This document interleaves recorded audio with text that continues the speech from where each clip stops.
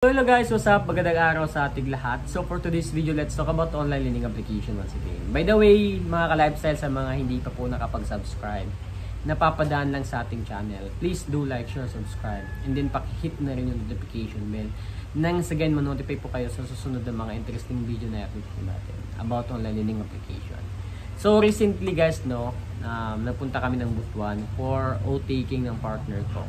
So meron tayong kinatagpo or nakausap na isang biktima talaga ng online learning application. Kasi nakita niya ako nag-my day.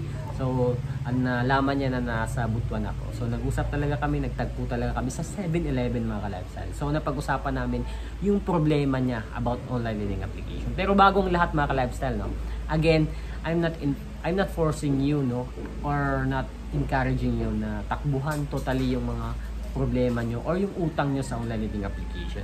Nag-guide lang ako na dapat nyo gawin para mawala yung stress nyo. Hindi ko sinasabing huwag nyo nang bayaran.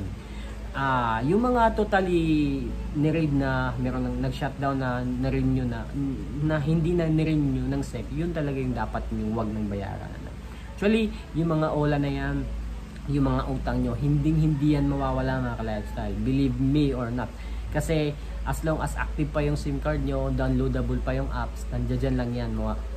Nandiyan lang yung balance nyo. Actually, tataas pa yung balance nyo eh.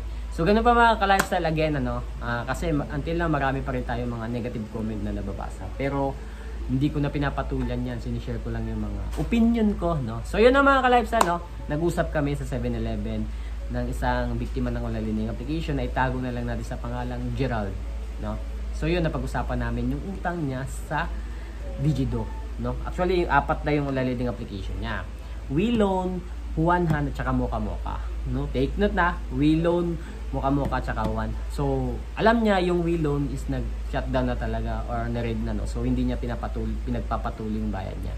And then, itong Digido, good payer siya.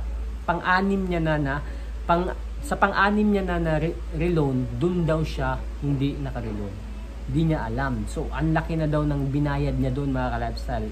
Think this, 19,000 yung binayad niya doon para makareloan siya ng 28,000 daw. So, yun yung sabi niya sa akin, So, nire-relay ko lang sa inyo. And then, nagtaka siya bakit ganun daw.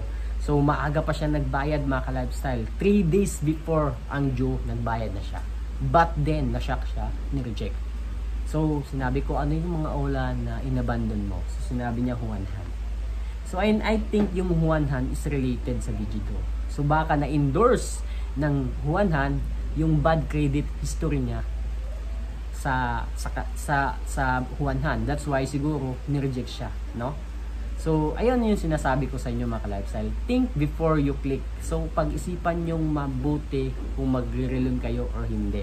Kasi hindi basta-basta pag pang-anim na na-reloan, malaking pera na yung ilalabas, malaking pera na yung ibabayad nyo dyan, So again, mga ka-lifestyle, lesson learned to, Dapat kasi, automatic talaga makaka-reloan ka nun kung wala kang mga bad credit history.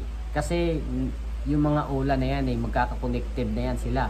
Alam na nila yung mga account na may bad credit history.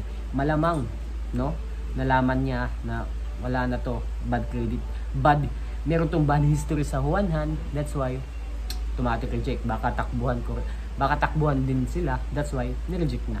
So ganun lang ka-easy, So apat yung ano niya, Mocha, pero ito lang Digido yung pinagpapatuloy. And then I think yung Mocha is kumbaga may connection din to sa Digido. Hindi, I'm not sure, correct me if I'm wrong, So yun lang mga ka-lifestyle, again, kung meron kayong mga bad credit history sa ibang online learning application, tapos nagtataka kayo na nare-reject kayo, malamang na-endorse na yung account nyo sa ganong online learning application. So yun lang mga ka-lifestyle, Have a wonderful day ahead. I hope nakaka-move on na, nakaka-recover na lahat ng mga may problema sa online learning application. So yun lang, peace.